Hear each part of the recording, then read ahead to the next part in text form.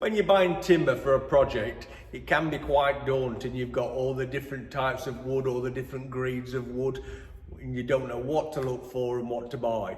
So sometimes you'll buy a wood that's not really right for your project, and you'll do the project and the project won't come out very well, and you'll blame yourself. You'll say, oh, I'm no good at it. And basically it's not necessarily your fault. It's basically because you're not buying the right materials. So in this video, I want to break down and explain what materials to look for and what materials to use for each project. I don't want to go into too much depth. I don't want to scare you, but I just want to make it a little bit easier. So next time you go to the wood suppliers, you can know what to ask for, what to look for, and hopefully save you a few headaches. If you start at the top, you've basically got two types of wood. You've got your softwoods like this, like pine, and then you've got hardwoods like this. This one's beech, but you also have things like oak. So you've got oak, beech, you'll have mahogany, or loads of different types of hardwood. A lot of the hardwoods now are banned from use in the UK. I'm not sure about other countries wherever you're watching this video, but a lot of the hardwoods aren't available, so it's always a good idea to check with your supplier. And especially when a customer will ask you to make something out of a particular hardwood, and it might be that you can't even buy that hardwood. So it's a good job, before you tell the customer you can go ahead and make that project, it's a good job to check with the suppliers and just make sure that wood is available before you go any further. So I want to start with softwood. Now this is Quebec pine. You've got different types of pine. As I say, this is Quebec, which is a very dry pine. This pine comes from Canada. A lot of the pines will come from places like Finland, Sweden, and used to come from Russia, but at the moment we're not allowed to buy wood from Russia because of the Ukraine war. So a lot of the softwoods come from sort of Finland and Sweden and that sort of area. So when you're buying pine, pine would be used for things like furniture, carcassing, stud work, roofing, things like that. They'd all use pine. Pine comes in different grades. Used to say things like fifths, fourths, unsorted, and unsorted is like the best pine you can buy.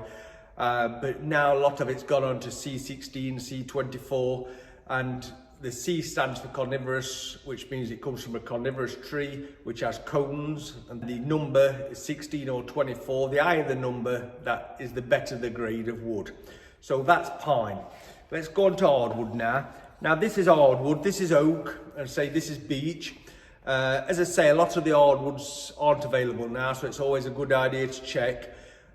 The difference with hardwood is, as the name says, it comes from a deciduous tree, which means it comes from a tree that has leaves, and it's a lot slower grown, so the grain is a lot tighter, so it's a lot harder wood. A thing to bear in mind is, if you're going to make something out of hardwood, just make sure your machinery is up to the job, because you will find you need really sharp blades on your cutters and things, because you will find you'll get things like this burning, and it can just burn motors out on machines if you try and cut it with a blade that's not sharp.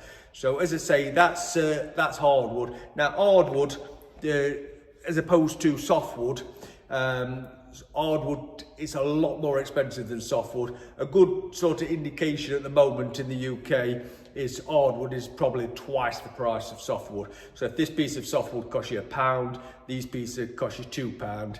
So that's basically how much difference. It's a massive difference. So you need to bear that in mind if you're quoting for a job or costing a job out. You need to make sure you're very careful. If the customer changes from softwood to hardwood, don't think you can sort of absorb it on the price, because you'll probably find you'll just be way out of pocket.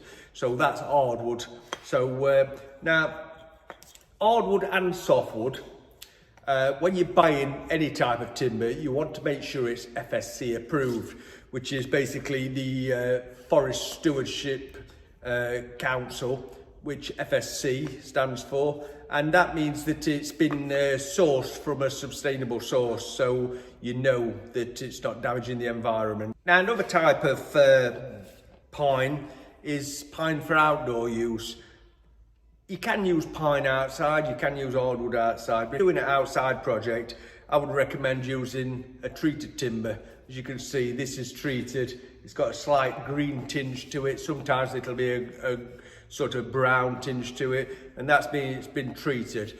It's been pressure treated. What they do is put the timber in a vacuum tank, they put the preservative in, and then they draw the air out of the tank, and that forces the treatment right into the core of the wood. So it's protected and it will last a hell of a lot longer than just basic softwood that you've treated with just a brush-on treatment. Okay, so next we've got engineered woods. Now, engineered woods are things like MDF, plywood, chipboard, insulation board, things like that. Things that are made out of small pieces of wood all glued together. So it's not actually a solid mass of wood. It's basically a glued up piece out of small particles or small veneers like in plywood. So that's a basic engineered board. And then another board we've got here. This is a laminated board. I don't know if you can see that. It's basically strips of wood all glued together. That's called lamination. What they tend to do is just glue boards together, or they'll glue not necessarily thin pieces of timber like this. This is about 18mm thick. You can buy things like roof trusses and things that are laminated together, and they laminate them together a lot of the time, either to make them stable like this is glued together, and you'll see it in things like wake surfaces and things. They're glued together in a plank configuration. That's basically to make them more stable and stop them curling and twisting. In roof trusses, they tend to laminate timbers together because it increases the strength of the timber, so you haven't got all the grain running in one direction. The sort of grains running in different direction, so one piece is working against the other, and it makes the timber a hell of a lot stronger. Another thing to look for when you're buying timber, not so much with the hardwoods because you won't get it in hardwoods so much, but in softwoods, a thing to look for is knots. This is basically where the branches come out of the tree.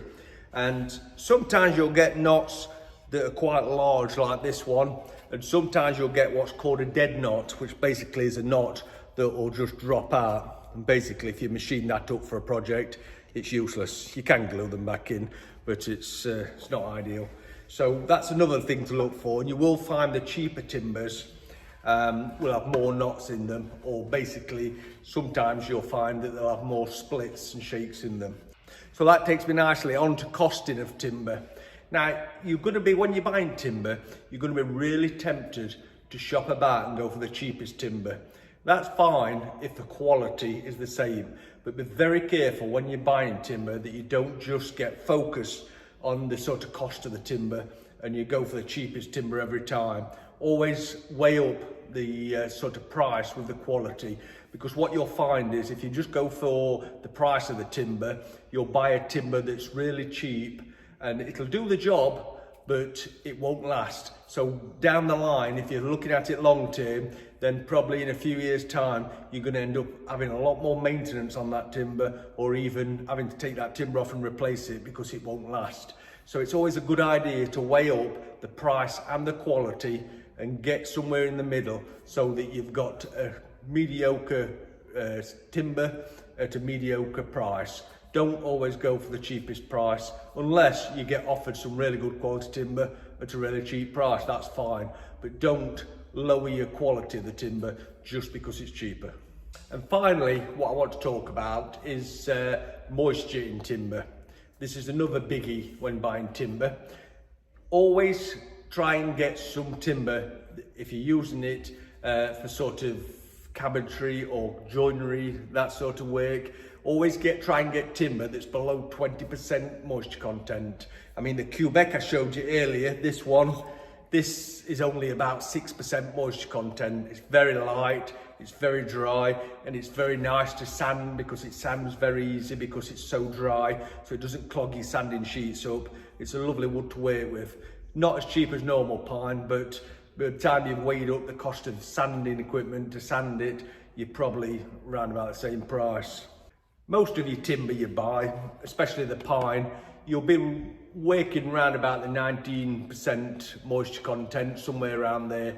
But as I say, always ask, if you're not sure, ask your supplier what the moisture content of the timber is, and you can buy cheap moisture meters that you can just put the probes onto the wood and you can find out exactly what the moisture content is. But you want to be below 20%. Otherwise, if you don't, you'll find your wood will move. It'll either cup, it'll twist, it'll shrink, and it'll just cause you a nightmare.